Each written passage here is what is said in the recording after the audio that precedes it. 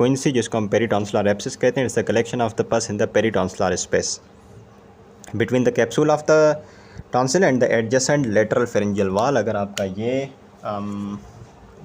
ये आपका टॉन्सिल है, सही है, और ये टॉन्सिल के ऊपर कैप्सूल मौजूद है, ये लेटरल फेरेंजियल वॉल है, तो कैप्सूल और लेटरल फेरेंजियल वॉल के बीच में एब्सिस बनता है, दैट इज़ द रेट्रोफेरेंजियल क्या बोलते हैं, पेरिटॉन्सिलर एब्सिस, ठीक है, peritonsillar abscess between the capsule of the tonsil and the lateral pharyngeal wall. ये फेरेंजियल वॉल है, सही है बच्चा, ये कैप्सूल है टॉन्सिल का, इसके बीच में ये एब्सिस बनता है, क्विंसी पेरिटॉन्सिलर एब्सिस। इसकी पैथोलॉजी की बात करें तो एक्यूट टॉन्सिलाइटिस की कॉम्प्लिकेशन है, रेयरली खुद ब खुद अराइज हो सकता है डिनोवो। वैसे तो यही होता है कि पेशेंट को एक्यूट टॉन्सिलाइटिस हुई और उसके बाद पेरिटॉन्सिलर एब्सिस बनता है, लेकिन बहुत कम ऐसा देखने को मिलता है कि डिनोवो बने, यानी कि पेशेंट को एक्यूट टॉन्सिलाइटिस नहीं है लेकिन सिर्फ़ और सिर्फ क्या है, क्विंसी है, सही है बच्चा। इस तरीके से route of infection is probably via the crypt, खास करके क्रिप्ट मैग्ना से, that reaches or penetrates through the tonsillar capsule. समझ आई बात कि इन्फेक्शन तो यहाँ टॉन्सिल में मौजूद था, ये कैप्सूल से निकल के यहाँ पे एब्सिस कैसे बना, क्रिप्ट में पस मौजूद था ना, पस में बैक्टीरिया था, वो वहाँ से निकल के कैप्सूल को क्रॉस करके यहाँ पे आ गया और यहाँ पे एब्सिस बन गया। खास करके कौन सा क्रिप्ट होता है जिससे इन्फेक्शन निकल के यहाँ आता है, क्रिप्ट मैग्ना होता है, जो सबसे बड़ा क्रिप्ट होता है, सही है। यही चीज़ लिखी हुई है यहाँ पे, देखो कि रूट ऑफ इन्फेक्शन क्या है, रूट ऑफ इन्फेक्शन क्या है, route of infection is probably via the crypt, खास करके क्रिप्ट मैग्ना, जो सबसे बड़ा क्रिप्ट होता है, क्रिप्ट मैग्ना जो कि ऊपर होता है, वहाँ से इन्फेक्शन स्प्रेड करता है और पेनिट्रेट करता है टॉन्सिलर कैप्सूल को और यहाँ पे आके एब्सिस बना देता है, ठीक है। इस तरीके से पहले तो डायरेक्टली तो खैर एब्सिस नहीं बनता, पहले इन्फ्लामेशन होती है जिसको हम पेरिटॉन्सिलाइटिस कहते हैं, पहले यहाँ पे इन्फ्लामेशन इंड्यूस होती है जिसको हम पेरिटॉन्सिलाइटिस कहते हैं। इन्फ्लामेशन के बाद पस जमा होती है और फिर आपका पेरिटॉन्सिलर एब्सिस बन जाता है, ठीक है। As the route of the infection in majority of the cases is crypt magna, तो जो पेरिटॉन्सिलर एब्सिस बनता है वो मोस्टली क्रिप्ट मैग्ना के करीब बनता है और क्रिप्ट मैग्ना टॉन्सिल के ऊपर होता है। मैं ये बात समझाना चाह रहा हूँ, दोबारा अगर रिकैप करें तो ये आपका टॉन्सिल है, ये उसके क्रिप्ट हैं टॉन्सिल के, सही है, और सबसे बड़ा जो क्रिप्ट होता है वो ऊपर वाला क्रिप्ट होता है, that is the crypt Magna. ये है कैप्सूल आपके टॉन्सिल का और ये है लेटरल फेरेंजियल वॉल। असल में क्या होता है, जो क्रिप्ट मैग्ना है इसमें जो पस मौजूद होती है और इसके अंदर माइक्रो ऑर्गेनिज्म होता है, वो कैप्सूल को क्रॉस करता है, यहाँ आता है, पहले इन्फ्लामेशन होती है और फिर फाइनली यहाँ पे एब्सिस बन जाता है। सवाल ये है कि जो एब्सिस होता है वो टॉन्सिल की अपर साइड के करीब होता है या लोअर साइड के करीब होता है, अपर साइड के करीब होता है, क्यों, क्योंकि क्रिप्ट मैग्ना ऊपर होता है। अब समझ आई बात। As the route of infection in majority of cases the crypt magna, तो जो पेरिटॉन्सिलर एब्सिस बनता है वो भी upper pole of the tonsil के करीब बनता है क्योंकि क्रिप्ट मैग्ना ऊपर होता है, सही है। In most of the cases the quinsy that is the abscess is unilateral, दोनों साइड के टॉन्सिल इन्वॉल्व नहीं होता है, मेजॉरिटी यूनिलेटरल होता है।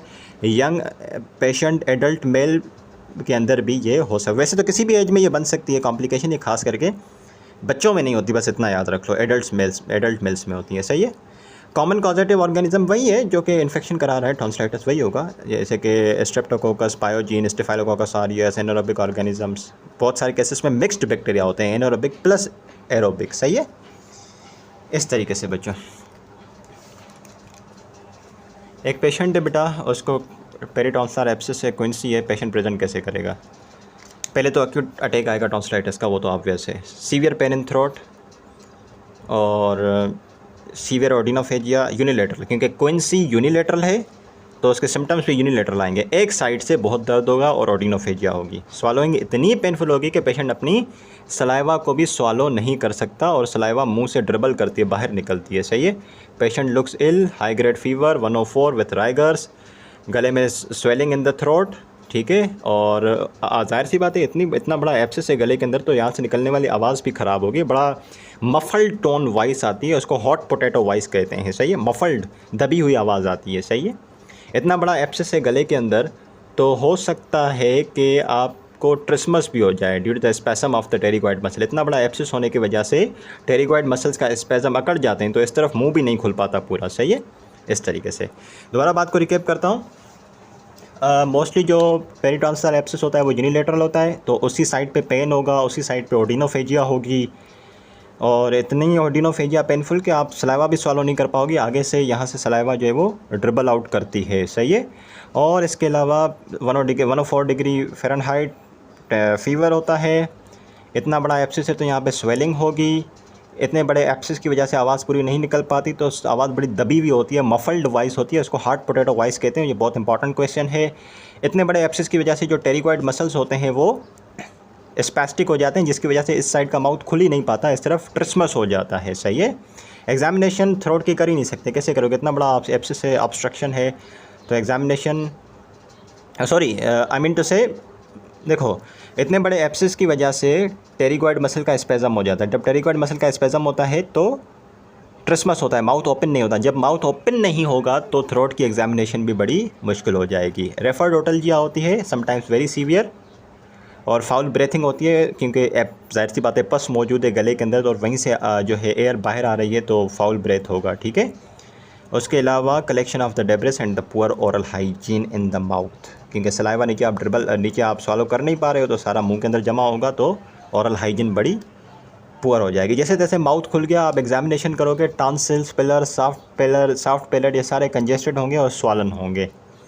यूवुला स्वॉलन होगा, एडिमेटस होगा और एक साइड पे पुश होगा। अगर इस तरफ इतना बड़ा एब्सिस है तो यूवुला बीच में होने के बजाय यहाँ पे इस तरफ जाहिर सी बात है पुल होगा, क्योंकि यहाँ से पीछे से कंप्रेसिव इफेक्ट होगा आपके एब्सिस का। सही है बच्चा। इस तरीके से the uvula is swollen, oedematous and push to the opposite side, लेकिन टिप जो है उसकी अफेक्टेड साइड की तरफ डायरेक्टेड होगी because the reflex spasm of the muscularis uvula. यहाँ पे समझाने की कोशिश करता हूँ। देखो बेटा, अगर ये यूवुला है ना और ये एब्सिस मौजूद है, ये एब्सिस की वजह से ये यूवुला इस तरफ पुल होना चाहिए कुछ ऐसे करके। सही है। लेकिन इसकी जो टिप होगी ना वो अभी भी इस एब्सिस की तरफ होगी। देखो वैसे ये इस तरफ खिंचा हुआ है कंप्रेसिव इफेक्ट की वजह से, लेकिन इसकी टिप जो है इधर है। क्यों? बिकॉज ऑफ द या here you see tip is directed towards the affected side because of the reflex spasm of the muscularis uvula muscle. इसलिए इतना खतरनाक एब्सिस होता है कि टेरिकॉइड मसल स्पेस्टिक हो जाता है, मस्कुलरिस यूवुला स्पेस्टिक हो जाता है, जिसकी वजह से इसकी टिप जो है इधर अकड़ी हुई होती है। सही है। Okay. Cervical lymph node enlarge मिलेंगे, पल्पेबल टेंडर मिलेंगे। ठीक है। अगर ट्रीटमेंट नहीं किया तो कोइंसी जो है पेरिटॉन्सिलर एब्सिस खुद ब खुद बर्स्ट कर जाएगा, और बर्स्ट कर गया तो फिर कैन बी लाइफ थ्रेटनिंग। सही है।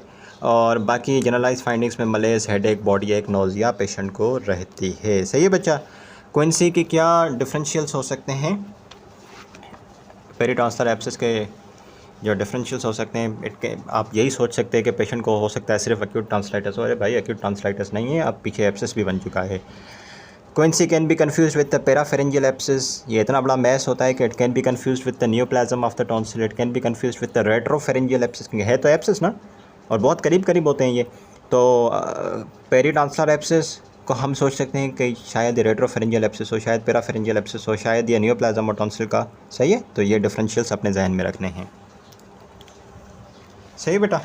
अब इसके बाद finally comes the treatment of peritonsillar abscess. Treatment option बेटा for the peritonsillar abscess in case of early stages. शुरू में तो एब्सिस नहीं बनता, शुरू में सिर्फ पेरिटॉन्सिलाइटिस होती है, तो उसमें हम कंजर्वेटिव मेडिकल ट्रीटमेंट स्टार्ट करते हैं, ब्रॉड स्पेक्ट्रम एंटीबायोटिक स्टार्ट करते हैं पैरेंट्रली इमीडिएटली, एनाल्जेसिक एंटी इन्फ्लेमेटरी देते हैं और एंटीसेप्टिक गार्गल कराते हैं, बेड रेस्ट कराते हैं। मुमकिन है कि बात पेरिटॉन्सिलाइटिस पे ही ख़त्म हो जाए, पेरिटॉन्सिलर एब्सिस ना बने। लेकिन अगर एब्सिस बन जाता है, पस पॉइंटिंग होती है, तो उस एब्सिस को इंसिजन देके ड्रेन करना पड़ता है। सही है। And also when there is no response to the medical treatment, तो ये करना पड़ जाता है हमें कि इसको इंसिजन देके इसको ड्रेन करना पड़ता है लाजमी। सो जब कंसिडरेबल स्वेलिंग है, पस पॉइंट आउट हो रहा है, इंसिजन देके ड्रेन करोगे। आल्सो जब कंजर्वेटिव ट्रीटमेंट रिस्पॉन्स नहीं कर रहा तो अभी हमें ये इंसिजन ड्रेनेज करनी पड़ती है। Within 20 to 48 hours incision and drainage is done. Quinsy बनने के 24 to 48 आवर्स में। इस एब्सिस को इंसिजन ड्रेनेज के लिए किसी एनाल्जेसिया, किसी एनेस्थीसिया की ज़रूरत नहीं पड़ती। मतलब छोटे बच्चों में, चिल्ड्रन में तो एनेस्थीसिया देते हैं, लेकिन एडल्ट की ज़रूरत नहीं पड़ती। सही है। Patient sits upright and the incision is given at the point of the maximum bulge of the abscess above the upper pole of the tonsil at the point of the junction of the two lines। मैं बताता हूँ कैसे। देखो, पहले तो ये बात clear करो कि इंसिजन और ड्रेनेज के लिए एनाल्जेसिया और एनेस्थीसिया की ज़रूरत नहीं होती। सही है। लेकिन अगर बच्चा है तो एनाल्जेसिया एनेस्थीसिया दोनों चाहिए होंगे। ठीक। उसके अलावा पेशेंट अपराइट बैठता है, सही है। और इंसिजन कहाँ पे देते हैं, जहाँ पे एब्सेस के अंदर मैक्सिमम बल्ज है, above the upper pole of the tonsil. ठीक है, अब मैं बताता हूँ कि साइट ऑफ इंसिजन क्या होगा। देखो, दो पॉइंट बनाते हैं हम किस तरीके से कि एक होता है अपर पोल ऑफ द टॉन्सिल, ठीक है, और eight the point of the junction of the two lines, one drawn through the base of the uvula. एक ये लाइन ड्रॉ कर ली हमने from the base of uvula से लेके, नज़र आ रहा है नहीं, एक लाइन हमने ये ड्रॉ कर ली from the base of the uvula से लेके ये यहाँ तक, सही है, from the base of the uvula and other line along the anterior pillar. ठीक है, ये दो लाइन हमने ड्रॉ कर ली। अब इसमें हम इंसिजन कहाँ पे देते हैं, incision is given at the point of the junction of the two lines. इस जगह पे ये साइट ऑफ इंसिजन होता है। ये टॉन्सिल मौजूद है, ये पेरीटॉन्सिलर एब्सिस मौजूद है, सही है। ये दो हमने इमेजिनरी लाइंस ड्रॉ की, एक बेस ऑफ द यूवुला से लेके ये चली एब्सिस तक, और एक ये एंटीरियर पिलर के अलॉन्ग लाइन चल गई। और जो यहाँ पे दो लाइन का जो पॉइंट ऑफ जंक्शन है, यहाँ पे हम इंसिजन देते हैं और इसमें से हम ड्रेन कर लेते हैं पस को। सही है बेटा, समझ आ गया? ठीक है ओके जी।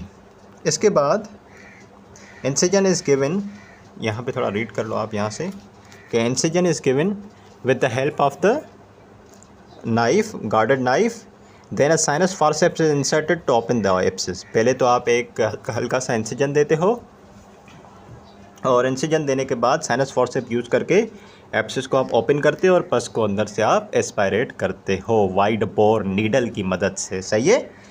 ठीक है, आपने इंसिजन कर दिया, ड्रेनेज कर दिया, लेकिन फ्यूचर के अंदर ये कंडीशन रिकर हो सकती है, तो इसलिए पेशेंट को हम एडवाइस करते हैं कि टॉन्सिलेक्टमी करवा दें। ठीक है,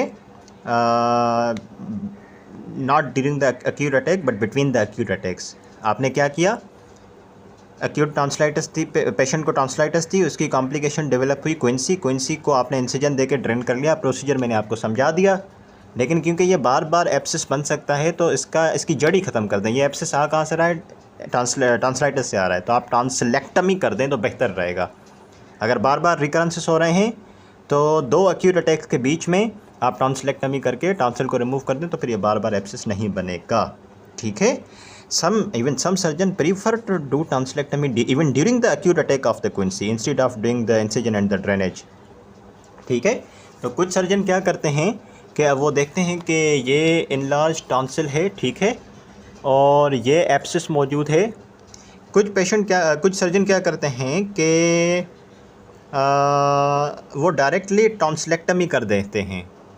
नॉर्मल जो ट्रेडिशनल प्रोसीजर है वो तो ये है ना कि पेशेंट को टॉन्सिलाइटिस हुई, उससे एब्सिस डेवलप हुआ, फिर एब्सिस को इंसिजन दो, इसमें से पस निकालो, फिर टॉन्सिलेक्टमी कर दो रिकरेंसेस से बचने के लिए।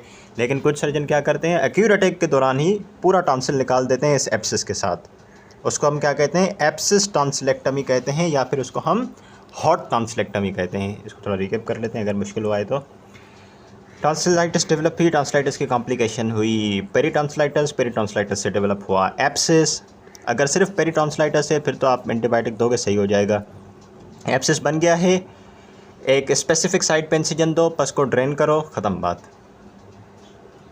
लेकिन कुछ सर्जन क्या करते हैं, एक्यूट अटैक के दौरान टॉन्सिलाइटिस के दौरान टॉन्सिलेक्टमी कर देते हैं, पूरा टॉन्सिल रिमूव करते हैं एब्सिस के साथ, सही है। तो उसको हम क्या कहते हैं, एब्सिस टॉन्सिलेक्टमी या फिर हॉट टॉन्सिलेक्टमी। जहाँ तक बात है आपके कॉम्प्लिकेशंस ऑफ द क्विंसी, तो जो पेरीटॉन्सिलर एब्सिस है वो फेरिंग्स के पास जा सकता है और पैराफेरिंजियल एब्सिस करा सकता है, and this is the commonest complication. Due to the quinsy there may be the oedema of the larynx, तो उसकी वजह से रेस्पिरेटरी ऑब्स्ट्रक्शन हो सकती है और ट्रैकियोस्टमी की ज़रूरत पड़ सकती है। अगर एब्सिस रप्चर हो जाता है तो फ्लूइड नीचे चला जाएगा और निमोनिया और लंग एब्सिस हो सकता है। ऐसे एब्सिस के अंदर मौजूद जो बैक्टीरिया है वो वाइड स्प्रेड फैल सकता है और सेप्टिसीमिया करा सकता है, ब्लड वेजल में जा सकता है, जुगुलर वेन थ्रोम्बोसिस करा सकता है, एंड मीडियास्टिनम में जाके मीडियास्टिनाइटिस करा सकता है। And this is all about बेटा this chapter on the diseases of the tonsils, right बेटा। Thank you so much, class dismissed.